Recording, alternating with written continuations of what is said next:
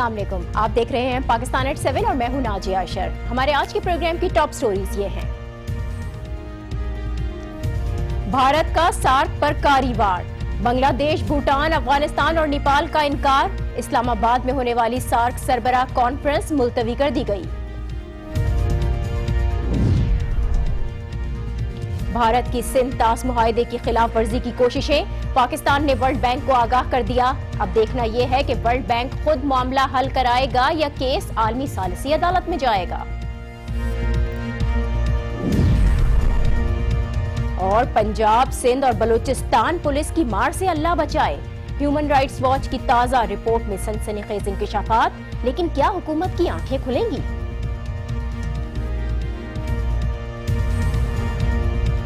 भारत किसी तरह बाज नहीं आ रहा, एक के बाद एक हथियार आजमा रहा है।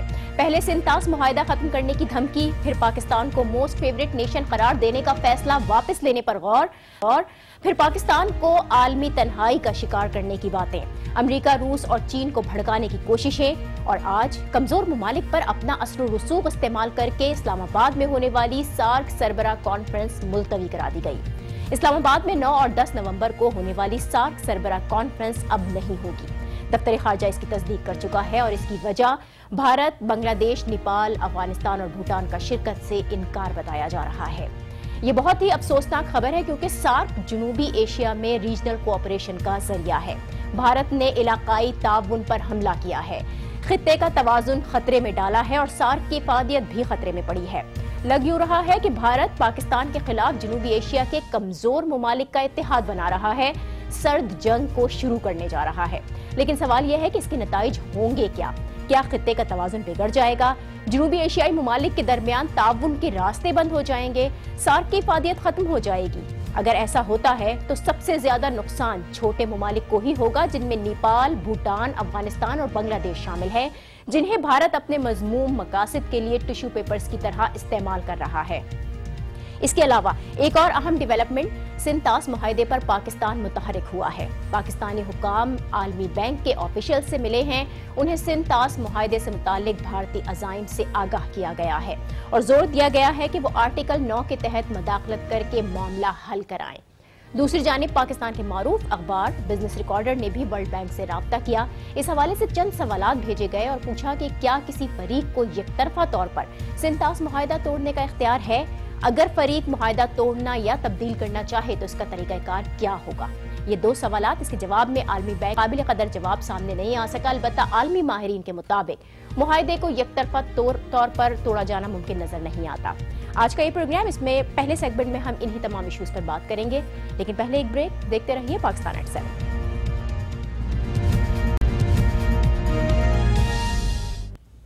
Welcome back. सार्क सरबराह कॉन्फ्रेंस मुलतवी कर दी गई।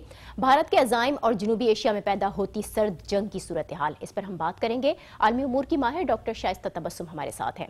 बहुत शुक्रिया डॉक्टर शाइस्ता आपका। उड़ी हमला और उसके बाद हमने देखा कि भारत वक्फे से कोई ना कोई अपने हथियार आजमा रहा है, लेकिन अब सार्क पर हमला किया गया। सार्क पर यह वार है, जनूबी एशिया के कमजोर ममालिक को अपने साथ में लाना और फिर सार्क कॉन्फ्रेंस मुलतवी करा देना।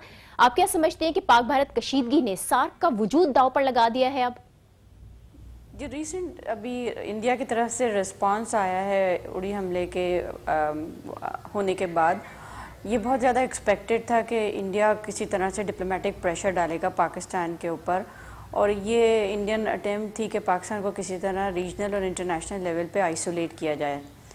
मैं ये समझती हूँ कि सार्क की जो बेसिक रीज़न था बनाने का, वो इकोनॉमिक कोऑपरेशन थी। पॉलिटिकल इश्यूज तो पहले ही सार्क से एजेंडे से बाहर रखे गए थे। तो और जहाँ तक पहले जितनी पीछे हिस्टोरिकली देखा जाए तो जो डेवलपमेंट्स हुई हैं सार्क के मुख्तलिफ सरबराह कॉन्फ्रेंसेस में, उसमें बहुत ज़्यादा कामयाबी तो पहले भी नज़र नहीं आई है। यानी अगर इकनॉमिक कोलैबोरेशन के लिए सार्क बनाई गई थी तो इकनॉमिक कोलैबोरेशन भी बहुत ज़्यादा इफ़ेक्टिवली इम्प्लीमेंट होती नज़र नहीं आई। पॉलिटिकल एजेंडा तो कभी भी सार्क का मौजू रहा ही नहीं था, और उसको वो एक बायलैटरल लेवल पे मुख्तलिफ स्टेट्स ने इसको इस्तेमाल किया था। تو انڈیا کی یہ جو ایک اسٹریٹجی ہے مجھے نہیں لگتا کہ یہ بہت زیادہ افیکٹو ہو سکے گی. ٹھیک ہے، لیکن اکنامک کولیبریشن کی بات کریں اگر وہ بھی ختم ہو جاتا ہے، سارک کی فعالیت تو ختم ہو جائے گی، متاثر ہوتی ہوئی تو نظر آ رہی ہے یہ. بہرحال جنوبی ایشیا کا مستقبل پھر کیا ہوگا؟ کیا جنوبی ایشیا 2 گروپس میں بٹا ہوا نظر آئے گا ہمیں؟ یہ یقیناً جو ساؤتھ ایشیا کو گروپس میں بانٹنے کی جو ایفرٹ ہے یہ ایک طرح سے اس لیے تشویشناک ہے کہ اس میں پاکستان کے حمایتی کچھ کم نظر آ رہے ہیں. شاید ساؤتھ ایشیا کا جغرافیکل اسٹرکچر جو ہے وہ انڈیا کو بہت زیادہ فیور کرتا ہے، سوائے افغانستان کے باقی جو دوسرے ممالک ہیں جس میں سری لنکا، بھوٹان، نیپال، مالدیوز، یہ سب انڈیا سے بارڈر کرتے ہیں، اور پاکستان کے لیے کسی بھی قسم کے بائیلیٹرل ان کے ساتھ تعلقات امپروو کرنے کے لیے ہر حال میں انڈیا کے اوپر سے یا اکراس انڈیا یہ ساری ایفرٹ کی جائیں. تو میرا خیال ہے کہ بائیلیٹرلزم جو انڈیا کا تھا وہ اب ملٹی لیٹرلزم کی طرف ٹرانسفر ہو رہا ہے. تو اس سے ساؤتھ ایشیا کا مستقبل شاید اتنا زیادہ افیکٹ نہ کرے، کیونکہ پاکستان تو ان ساری چیزوں کا بہت عرصے سے اس کو فیس بھی کر رہا ہے، خاص طور پہ جب سے یہ افغانستان میں وار شروع ہوئی ہے. تو ساؤتھ ایشیا کا مستقبل اس لحاظ سے افیکٹ ہو گیا ہے کیونکہ ٹھیک ہے. اگر ہم ساؤتھ ایشیا سے باہر نکل کر اب کریں، بھارت پاکستان کے لنک تو یہاں پر کر رہا ہے، جنوبی ایشیائی ممالک کو ٹھیک ہے ساتھ میں ملا رہا ہے، کیا اسے بھارت کی جانب سے ہم سرد جنگ کا آغاز سمجھے؟ اور پھر یہ ساؤتھ ایشیا کی تو کولڈ وار خطے کی تو ہو گئی، بین الاقوامی سطح پر کس قدر اثر انداز ہو سکتی ہے یہ کولڈ وار؟ جو ہیومن سیکیورٹی ہے یا ہیومن ڈیولپمنٹ ہے اس کو بہت زیادہ اس پہ اثر ہو رہا ہے. یعنی ہم یہ تو بات کرتے ہیں کہ دونوں ممالک کے درمیان کولڈ وار ہے اور ہاٹ وار میں بھی تبدیل خدا نخواستہ نہ ہو جائے، لیکن یہ بہت کم بات ہوتی ہے کہ جو یہاں کا پاورٹی لیول ہے، یہاں کا ایجوکیشن سٹینڈرڈ ہے، یعنی ہیومن ڈیولپمنٹ انڈیکس سے یہ ریجن بہت نیچے جا رہا ہے. اس لحاظ سے میں سمجھتی ہوں کہ اس ریجن کا مستقبل خطرے میں ہے. دونوں ممالک پاکستان اور انڈیا دونوں کو اس طرح کی ایفرٹ کرنی چاہیے کہ معاملات کسی بھی طرح سے ہاٹ وار کی طرف نہ جائیں، کیونکہ الٹیمیٹ سفررز جو ہیں وہ اس خطے کے عوام ہوگی. بالکل اس خطے کے عوام ہوں گے، اور اس خطے کے عوام سب سے بڑا پاورٹی اور ایجوکیشن ہی ہے جس کی طرف آپ نے اشارہ کیا. اب پاکستان اور بھارت جنوبی ایشیا کے 2 بڑے سٹیک ہولڈرز اگر ان کے درمیان تعلقات نارمل نہیں ہوتے، معمول پر نہیں آتے، تو کیا خطے کا امن و امان مزید بگڑے گا؟ جو ریجنل کوآپریشن ہم دیکھ رہے تھے وہ صرف ایک خواب بن کر رہ جائے گا؟ میرا یہ خیال ہے کہ اگر جس طرح کے حالات بڑھتے چلے جا رہے ہیں اس سے ریجنل کوآپریشن تو ایک خواب ہی رہ جائے گا، کیونکہ بہرحال دونوں ممالک نے اور اس کے ساتھ جو اور چھوٹے ممالک ہیں اس ریجن کے، ان سب نے ان کا ایک ویژن تھا سارک بنانے کے لیے کہ اکنامک کوآپریشن اینڈ کولیبریشن کی جائے گی. لیکن اگر 2 بڑے ممالک جو پاکستان اور بھارت ہیں اگر وہی اپنے معاملات سیٹل نہیں کر سکیں گے تو پھر کس طرح سے چھوٹے ممالک کی کوآپریشن یا وہاں پہ ڈیولپمنٹ کی جا سکے گی؟ یعنی جو اتنے پروجیکٹ سارک نے کیے تھے وہ تو صرف کاغذی سطح پر ہی رہ اچھا ڈاکٹر شائستہ، یہ ہم دیکھ رہے ہیں کہ بھارت سارک کو داؤ پر لگا رہے، لیکن دوسری جانب سنتاس معاہدے کی خلاف ورزی بھی ہمیں نظر آتی ہے. معاہدے میں ثالث کا کردار ادا کرنے والا عالمی بینک یہ کہتا ہے کہ انڈس واٹر ٹریٹی میں عالمی بینک کا کردار خاصا لمیٹڈ ہے. معاہدہ یک طرفہ طور پر توڑا تو نہیں جا سکتا، لیکن آپ کیا سمجھتے ہیں کوئی پیش رفت ہو سکتی ہے؟ دیکھیں انڈس واٹر ٹریٹی جو ہے وہ ایک انٹرنیشنل ایگریمنٹ ہے اور اس میں دونوں ممالک کے ساتھ ساتھ ورلڈ بینک بھی ایک گارنٹر تھا.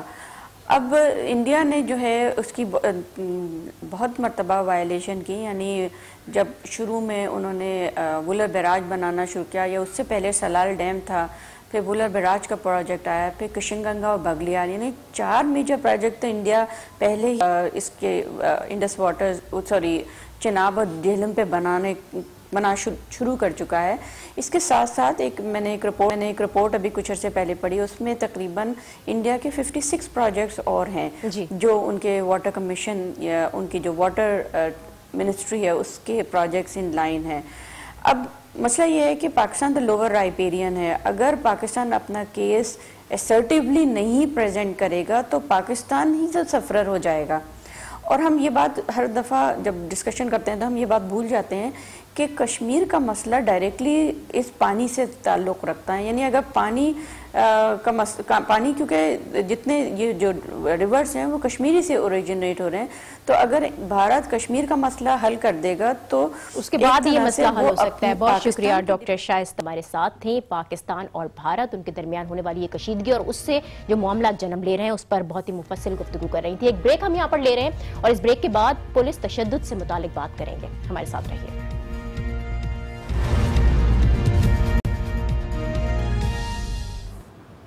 Welcome back. انسانی حقوق کے لیے کام کرنے والی عالمی تنظیم ہیومن رائٹس واچ نے پولیس تشدد سے متعلق ایک رپورٹ جاری کی ہے، جس میں بتایا گیا ہے کہ پولیس ملزمان پر کس کس طرح سے تشدد کرتی ہے۔ انہیں پیٹا جاتا ہے، چھتر لگائے جاتے ہیں، لوہے کی سلاخوں سے مارا جاتا ہے، جگایا بھی جاتا ہے، یہاں تک کہ زیر حراست ملزمان جنسی زیادتی کا نشانہ بھی بنتے ہیں۔ ہیومن رائٹس واچ کی 102 صفحات پر مشتمل یہ رپورٹ، اس میں پنجاب، سندھ اور بلوچستان کی پولیس کا ذکر ہے۔ اس رپورٹ میں دعویٰ کیا گیا ہے کہ ان تینوں صوبوں کی پولیس ملزمان پر اس بری طرح سے تشدد کرتی ہے کہ دوران تفتیش کئی ملزمان دم توڑ جاتے ہیں۔ سیاسی اثر و رسوخ پر لوگوں کو پکڑا اور چھوڑا جاتا ہے۔ اس رپورٹ میں 30 مختلف رینکس کے پولیس افسران اور 50 وکٹمز کے انٹرویوز شامل کیے گئے ہیں۔ کئی پولیس افسران نے انٹرویوز کے دوران یہ ایکسپٹ بھی کیا ہے کہ پولیس اہلکار تفتیش کے جدید طریقوں سے ناآشنا ہے، اسی لیے زیادہ تر کیسز میں تشدد کا ہی راستہ اپنایا جاتا ہے۔ کئی پولیس افسران نے تو جعلی انکاؤنٹرز کا بھی اقرار کیا ہے۔ یہ رپورٹ ایک آئی اوپنر ہے جس نے پولیس کے کردار پر کئی سوالات اٹھائے، لیکن کچھ سوال اس رپورٹ پر بھی اٹھتے ہیں جس نے اس رپورٹ کی اوتھینٹسٹی پر بھی سوال اٹھایا، کیونکہ خیبر پختونخوا پولیس کو اس رپورٹ میں شامل نہیں کیا گیا ہے۔ اسی پر ہم بات کریں گے۔ ٹیلی فون لائن پر ہمیں جوائن کر رہے ہیں ہیومن رائٹس واچ کے نمائندے اور قانون دان ساروق اعجاز صاحب۔ بہت شکریہ ساروق اعجاز صاحب آپ کا۔ آپ لوگوں کی پولیس تشدد سے متعلق جو رپورٹ سامنے آئی ہے، اس میں سندھ، پنجاب اور بلوچستان کی پولیس کا ذکر ہے، ان کا جو بے ایمانہ تشدد ہے وہ بھی شامل کیا گیا ہے۔ کے پی کی پولیس کو کیوں نہیں شامل کیا گیا اس رپورٹ میں؟ دیکھیے، کے پی کی پولیس پہ ہم پچھلے سال ایک رپورٹ پہ سے کر چکے ہیں نومبر میں، جس میں کے پی کی پولیس جو تشدد کر رہی تھی افغان مہاجرین پہ اور ان کو جو ہراساں کر رہی تھی، اس پہ ہم ایک الگ پوری رپورٹ کر چکے ہیں۔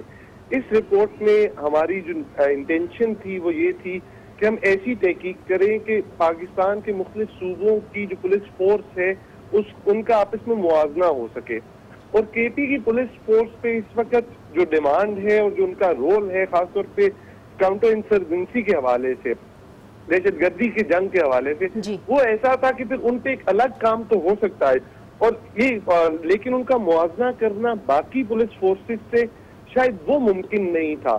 بہرحال اس رپورٹ کا قطعاً یہ مقصد نہیں ہے کہ ہم یہ کہہ رہے ہیں کہ کے پی کی پولیس جو ہے وہ اس میں یہ تمام وائلیشنز نہیں ہے، کیونکہ ہماری رپورٹ نے جو دیکھا وہ یہ دیکھا کہ یہ نظام ہمارا جو پولیس کا ہے، جو قوانین ہے جو 1861 سے چل رہے ہیں 1861 سے، ان کی وجہ سے یہ جو پرابلمز ہیں یہ تمام صوبوں میں ہیں۔ اور کے پی کا جیسے میں نے عرض کیا کہ ہمیں لگا کہ شاید اس وقت حالات ایسے ہیں، پولیس کا رول شاید بالکل۔ ساروق اعجاز صاحب، مجھے میں تھوڑا سا چاہوں گی کہ آپ اور وضاحت کے ساتھ بتائیں، کیا میں صحیح سمجھ رہی ہوں کہ آپ نے کے پی کی پولیس پر الگ رپورٹ اس لیے تیار کی کیونکہ وہ دہشت گردی کے خلاف جنگ لڑ رہی ہے اور اس کا رول تھوڑا مختلف انداز میں آپ دیکھتے ہیں، اور یہ جو 3 صوبے ہیں ان کی پولیس کا کردار آپ الگ دیکھتے ہیں، یا پھر آپ پولیس نظام کی بات کر رہے ہیں کیونکہ پولیس نظام تو پھر چاروں صوبوں میں ایک جیسا ہی لاگو ہوگا؟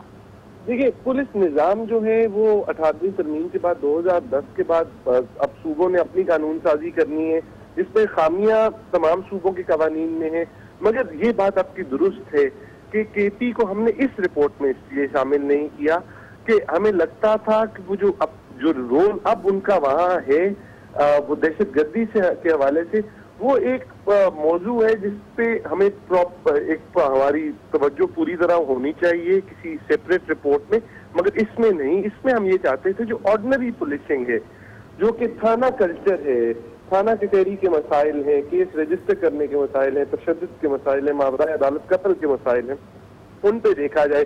اور جیسے میں نے پہلے عرض کیا، اس کا قطعاً یہ مطلب نہیں ہے کہ ہماری نظر میں کے پی کی پولیس میں یہ تمام مسائل۔ اچھا، اب یہ بتائیں کہ پولیس کا جو رویہ ہے، جو آپ نے اپنی رپورٹ میں بتایا، ملزمان پر بدترین تشدد کرنا، بے گناہوں کی گرفتاریاں، جعلی پولیس مقابلے بھی ہوتے ہیں، اس کی بنیادی وجہ کیا واقعی سیاسی اثر و رسوخ ہے؟ اسی کو آپ ذمہ دار قرار دیتے ہیں یا پھر یہ پورے نظام کی خرابی ہے، اور یہ نظام تو شاید کے پی میں بھی پایا جاتا ہوگا؟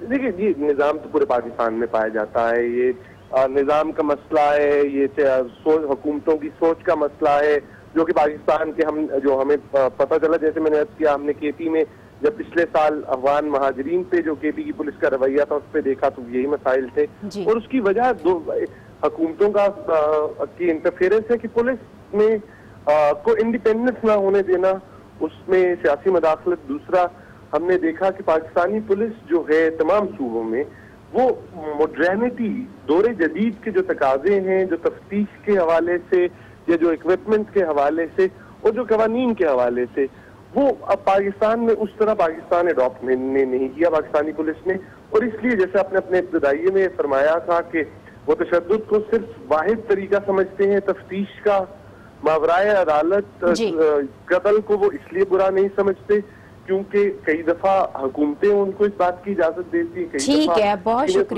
شکریہ سرور ہمارے ساتھ کہتے ہیں کہ قانون اندھا ہے اور اندھے